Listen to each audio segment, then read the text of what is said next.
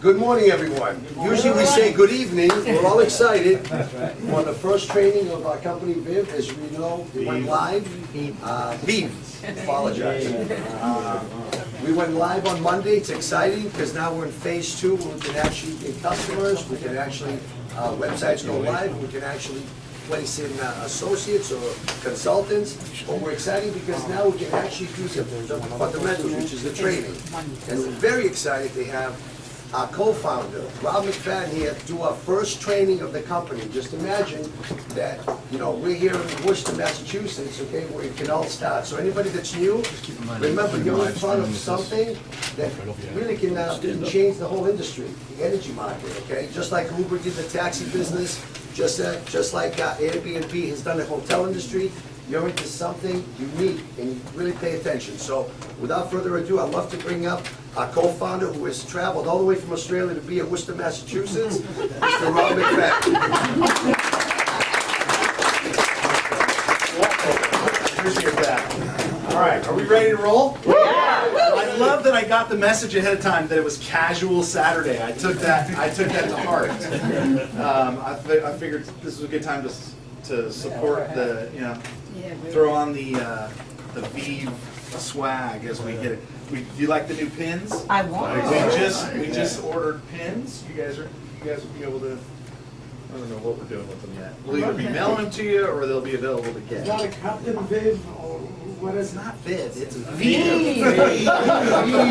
Viv, get it in your head.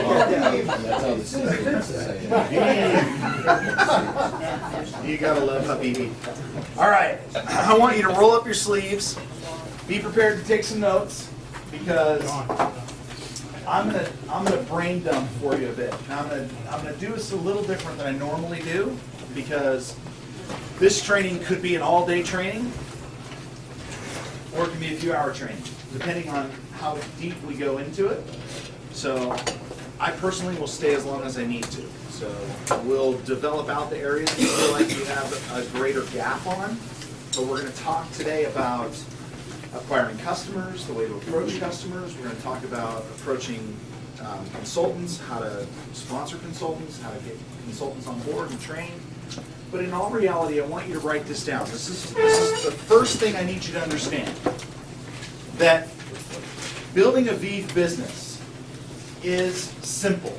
Write that down because this is going to imprint on your head. Your mind needs to absorb that building a Vive business is a simple process. There's nothing we ask you to do that is difficult. Not one thing. It's about consistent and appropriate actions in the right areas that will ultimately equal your success. And so we're going to talk through about how to do those things and how to do those things the best. So consistent action in the correct areas is what it takes to build a business. There is nothing difficult about it. So let's get started. As Peter mentioned, most of you know me. Either I've made a phone call. In fact, how many of you have gotten a phone call from me to welcome me to Vive? Yes, I love that. I just completed the first 350 this morning. I was back at the table finishing up. I had 15 to go, and it was driving me crazy because I was 3 days. 3 days I'd had those 15 still remaining, and I just couldn't get to them. And I know that we all are busy, but when I can't find time to do 15 phone calls, I know I'm wound pretty tight. So I absconded myself over to the corner and I sat down and I busted out the last 15 welcome calls for the 350 that I have. I still have 150 to go. So if you're one of the first 500 and you haven't gotten a call, you still will. I'll get to those other 150. But why is it that you think I'm doing the first 500 welcome calls? This is part of the training. Think about this. Why is it that I'm personally doing 500 welcome calls? It's really important to hear from leadership, the people at the top, and that they recognize you and your efforts to come in that early and things like that. Okay, so a recognition thing, saying, hey, congratulations, you're one of the first 500. It's important to us because it's on the back of those 500 that together we're going to build this business. That is a core group of people that are in this. They saw it, they were visionaries, they're early adopters. They had to believe, they had to have some vision, they had to have some foresight. That's a good category or a good group of people. So recognizing that, that's one reason I would do them. What else? Yeah. Tell me your name, I'm sorry. Mick Hatfield. Mick. Nice to meet you. Reaffirming that they made a good choice, reaffirming that they've made a good career decision or a side hustle decision. Great, good, yeah, absolutely. A supportive, mental cue for them that, hey, you're in the right spot. Love it. Any other thoughts? Yeah. This would be built by the combination of corporate and the field. Okay, team effort. Letting them know that they're not alone, that their corporate validates them, and we're on the same team. Yeah. Yeah. And that you're approachable. I am pretty darn approachable. I had a story there, but it was wildly inappropriate, so I won't say it. Sometimes too approachable. There's two reasons primarily that I make those phone calls. Number one, because it helps me connect with you. So I do it. It's selfish. It's not necessarily altruistic why I make those calls. Yes, when you guys pick up the phone and we have that dialogue, you guys get something out of it because you feel that connection on your side. But I do it largely for me to feel a connectivity to the group. And that's important for me. The second primary thing is, what business are we in? What profession are we in? It is relationship marketing. Right. And so I don't want it lost on you that I expect you to go out and build relationships if I'm unwilling to build relationships. Does that make sense? Yes. So I emphasize that so that you understand the importance of relationships in relationship marketing. It's not hyperbole. It is the core tenet of this profession, is the skill and ability to develop relationships. I would write that down. That is one of the things you can never forget. One of the core tenets of this profession is the ability to establish and develop relationships. One of the core tenets of this profession is the skill or ability to establish and develop relationships. If you are good at that, you're already ahead of the game. If you're not good at that, that's one of the most teachable skills that ever existed. So you're in a great situation to be able to grow, develop personally in that area. Raise your hand if you feel like that is a strong suit of yours, that you're comfortable in developing a relationship. Meeting people, saying hi, getting familiar. How many of you, it's your worst nightmare to be put in a room with people you don't know and you're forced to go meet people? How many of that would be just horrendous? And that's okay. Perfect example, last night. So, Cammie, our beloved CEO, dear friend of mine, said, Rob, I want you to take one of your free days, as if I have so many, and I want you to go out and I want you to network because I want you to bring in some non-networkers. Like, I want you to develop people that have never had any exposure to the relationship marketing space. Which, of course, I take that as a challenge. So yesterday, I researched and I booked, yesterday was my only day I could do it. But I found a networking group, a meeting. It was a networking happy hour for salespeople in South Manhattan. So I thought, okay. So I booked in to go. Took a train. Took me 3 hours to get there. I only wanted to meet one person. Why? Who's the one person I wanted to meet? Who do you think the one person I want to meet? The organizer of the event. That's all I was after. That's all I cared about. Because that guy, or girl, in this case it was a guy, but that guy he's the guy that was out there who put the hustle together. He's the one that put the event out. He's the one that was advertising it. He was the guy. All I needed was him. So I got down there, I walked in, and it was a happy hour, so it was a bar. And I'm like, so as soon as I walked in, I said to the guy, I said, hey, I'm here, is there some type of networking event going on? He goes, yep. He pulls out of his pocket a stack of orange wristbands, and he put a wristband on me, and he said, it's upstairs.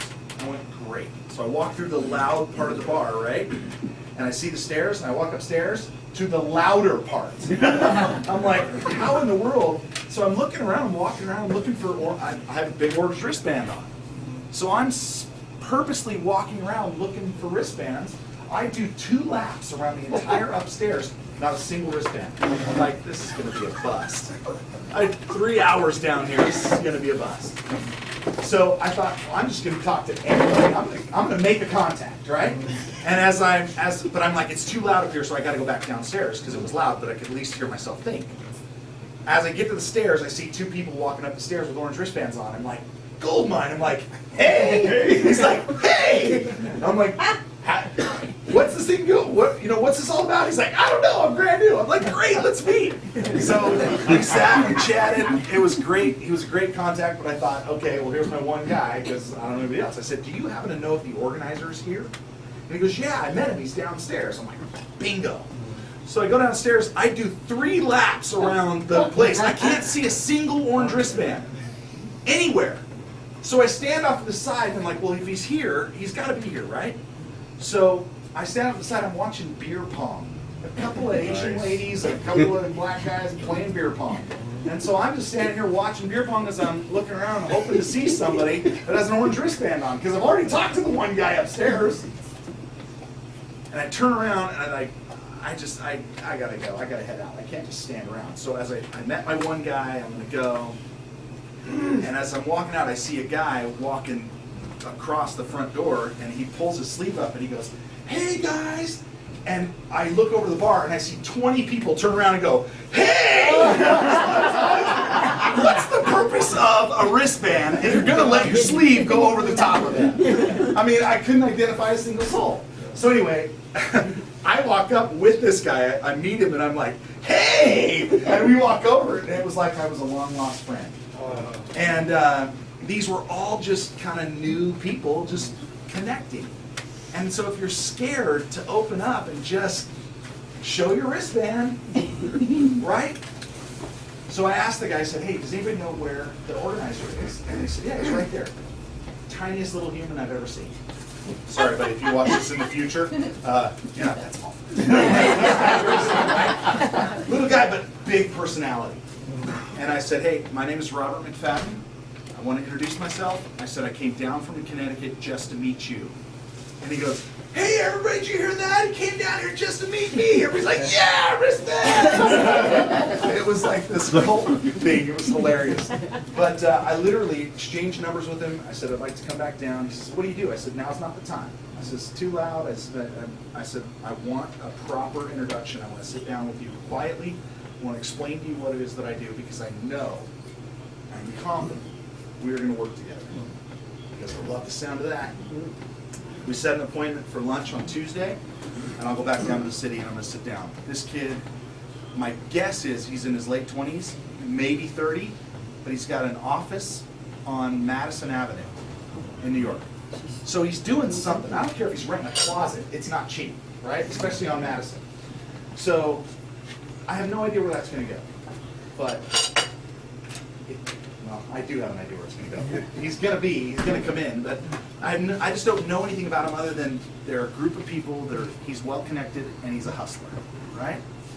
So I say that because people always tell me it's difficult to find people. Bull crap. It is not difficult to find people. If you think it's difficult to find people, have you been to a networking meeting lately? Have you set an appointment? Have you set up your own networking event and put it out on Meetup or put it out on Eventbrite? Are you making those efforts to meet people? Because if you're not actively making an effort to meet people, you're not building a business. You're hoping business comes to you. And that's treating this like a hobby. And hobbies don't pay money. Hobbies cost money. So if you want to make money in this industry, be proactive. You're here on a Saturday morning. Congratulations to you. Because I'm sure a lot of you, like me, could have used an extra few hours sleep this morning, right? But you're here because you see value in your future and you want something to come of this. So, second thing I would write, to build your business, be proactive. To build your business, you've got to be proactive. You've got to focus on activities that are going to put you in a situation where you can meet people. Now, there are a lot of ways to meet people. Networking is one. I meet a lot of people. I without throwing back, but I took a job transfer to Australia to go build a network. I did not know a soul in Australia. But I met one person at church, and from there, within pre-launch period, we had 4,000 independent business builders in that system, in that network, just in pre-launch. So nobody can tell me that it's hard to meet people. You're just not putting yourself in a situation to meet people and then being proactive to make that bridge to what it is that they do and what it is that they want out of life. All right. This is the Master Salesman series. So we're going to talk about how to sell today. I'm going to do some 101 and I'm going to do a few 201, sales 201, right? So we're going to get a little bit deeper in the weeds because some of it's important to build a foundation and have the basics, but then sometimes you got to get